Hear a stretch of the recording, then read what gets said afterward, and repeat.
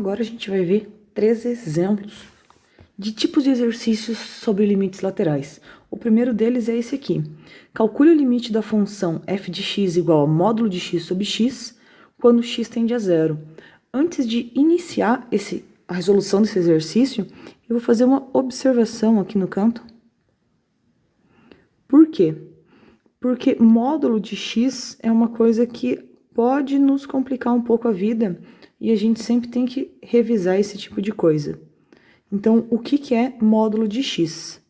O módulo de x, ele é uma de duas alternativas. Ou ele vale x, se o nosso número é maior ou igual que zero, ou ele vale menos x, se o número é menor do que zero. Por exemplo, qual que é o módulo de menos 2? Bom, menos 2 é um cara negativo, então é menos o menos 2, que dá 2. Então, essa é a ideia do que é módulo de x. Então, vou deixar aqui anotadinho, para a gente não se esquecer, porque a gente vai precisar disso daí. Então, vamos tentar resolver limite de f de x quando x tende a zero. Tá, até aí eu consigo fazer, a minha função é módulo de x sobre x quando x tende a zero. E agora? Como eu faço? Próximo de zero, o que acontece com o módulo de x? Eu posso substituir esse x por alguma coisa? Bom, se a gente olhar na nossa observação, depende se eu estiver com um número maior do que zero ou se eu estiver com um número menor do que zero. O que isso significa? A gente não vai ter como fugir de limites laterais. Podemos escolher qualquer um. Vamos calcular módulo de x sobre x quando x tende a zero positivo. Positivo, o maisinho ali, a gente já sabe que significa limite à direita. Em outras palavras, se eu tenho zero aqui, eu estou me aproximando de zero pela direita. Significa que eu estou com um número um pouco maior do que zero. O meu x, ele é maior do que zero. Isso significa que eu posso substituir o termo módulo de x simplesmente por x. Aí, o nosso limite fica limite de x sobre x quando x tende a zero. Tá, mas x sobre x eu posso simplificar. Eu posso simplificar os dois e isso dá 1 em cima e 1 embaixo, que na verdade é 1. Então, eu teria limite de 1 quando x tende a zero. Isso é um limite direto. Eu preciso substituir o zero em todos os lugares aqui da função onde aparece x. Como não aparece x, essa resposta é 1. Então, agora, nos resta ver se o limite à esquerda vai dar a mesma coisa.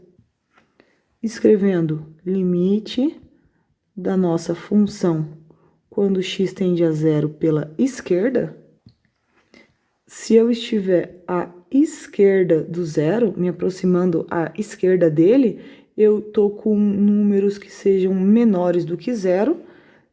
Se eu tenho números menores do que zero, eu posso substituir a informação módulo de x por menos x. Então, eu posso escrever limite, quando x tende a zero, de menos x, porque eu substituí o módulo, por x.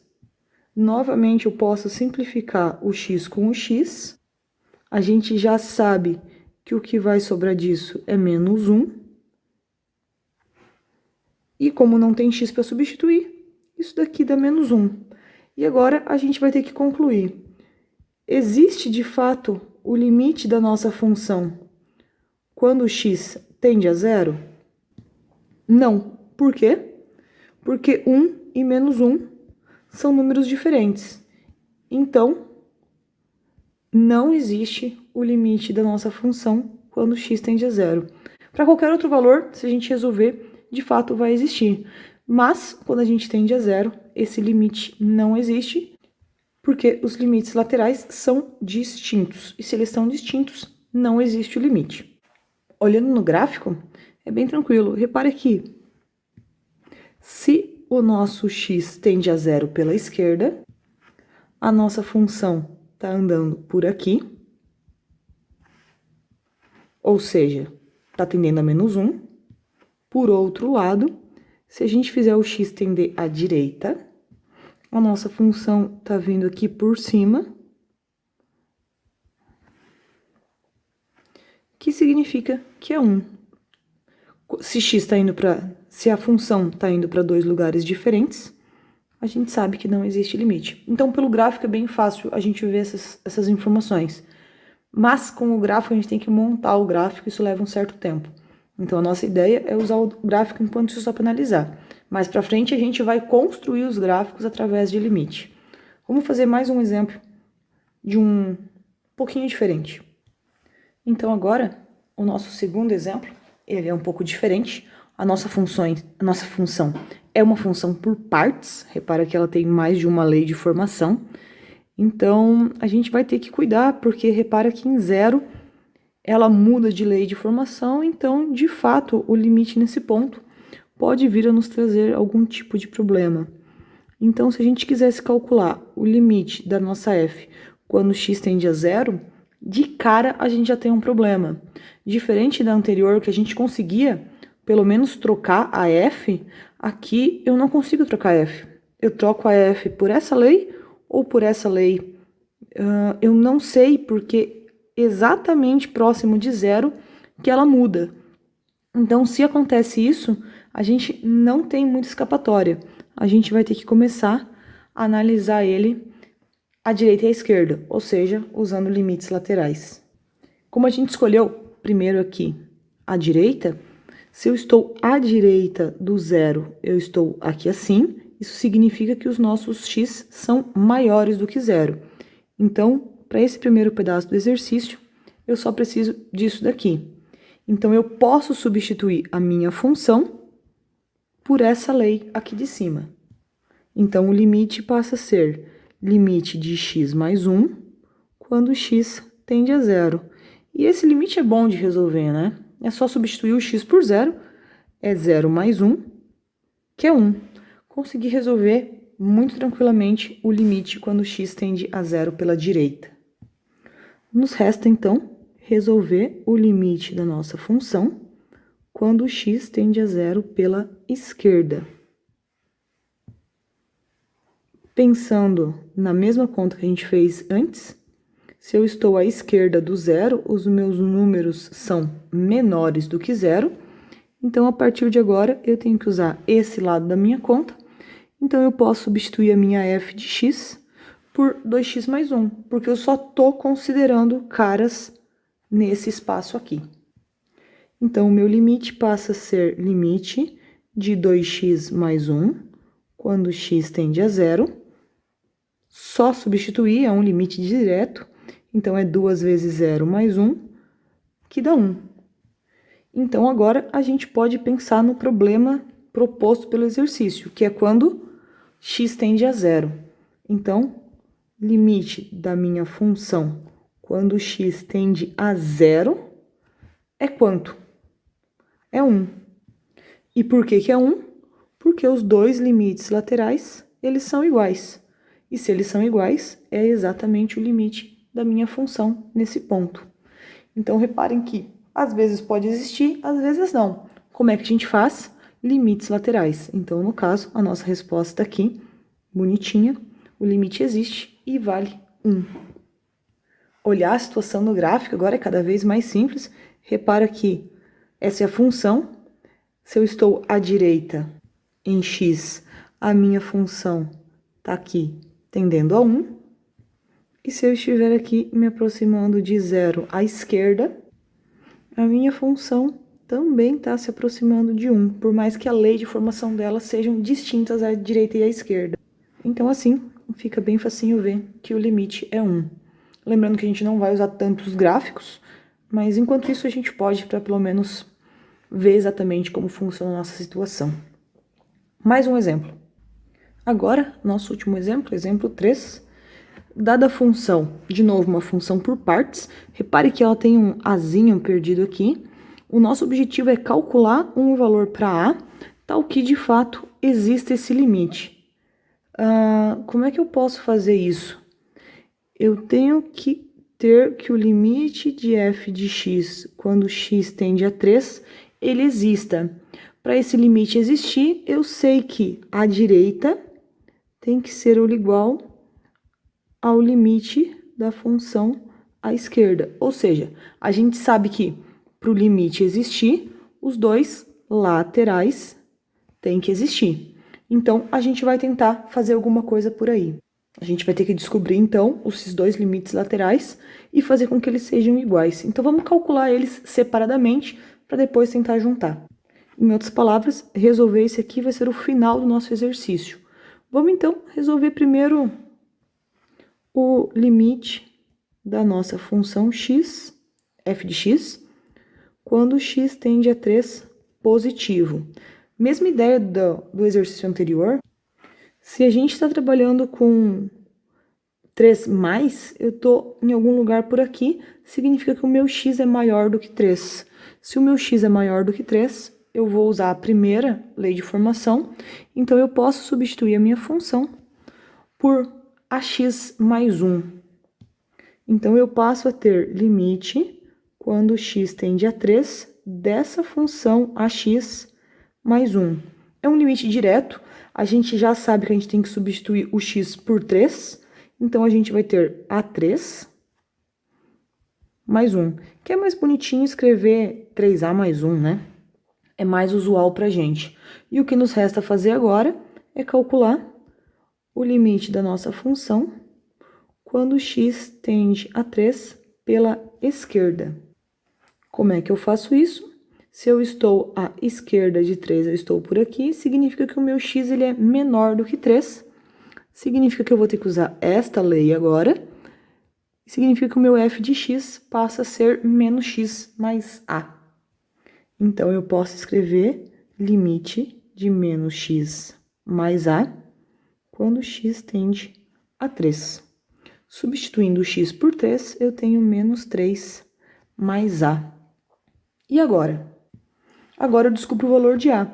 Repara aqui, por um lado eu tenho esse limite, por outro lado eu tenho esse, e o que eu quero? Eu quero que esses dois valores sejam iguais. Então, o que eu preciso ter é que 3a mais 1 seja igual a menos 3 mais a. Aí não tem muito o que fazer. Continha básica. 2a igual a menos 4, a igual a menos 2.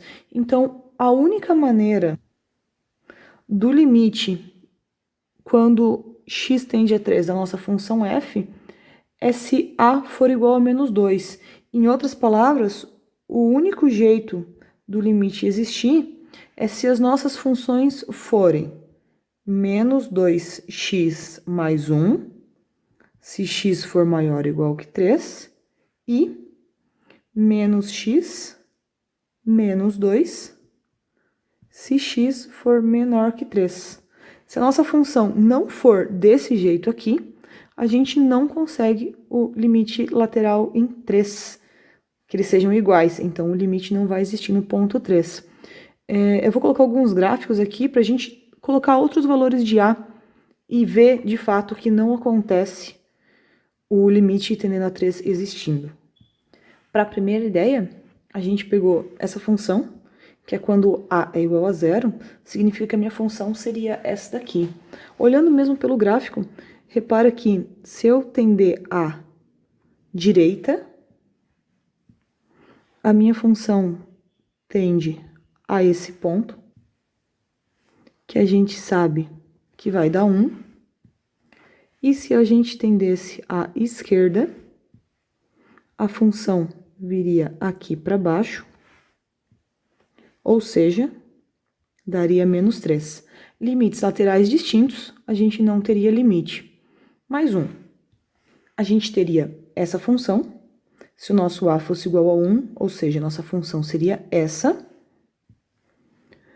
Próximo de 3, à direita do 3, A função está vindo aqui para cima,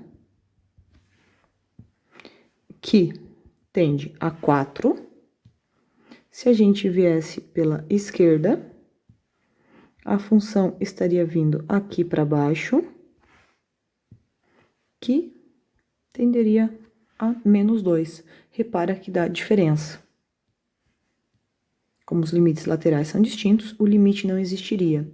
Agora, vamos ver a resposta mesmo, ou seja, quando A é igual a -2.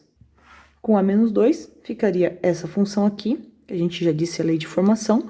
E repara aqui, se eu estiver à direita do 3, a minha função tende a esse ponto.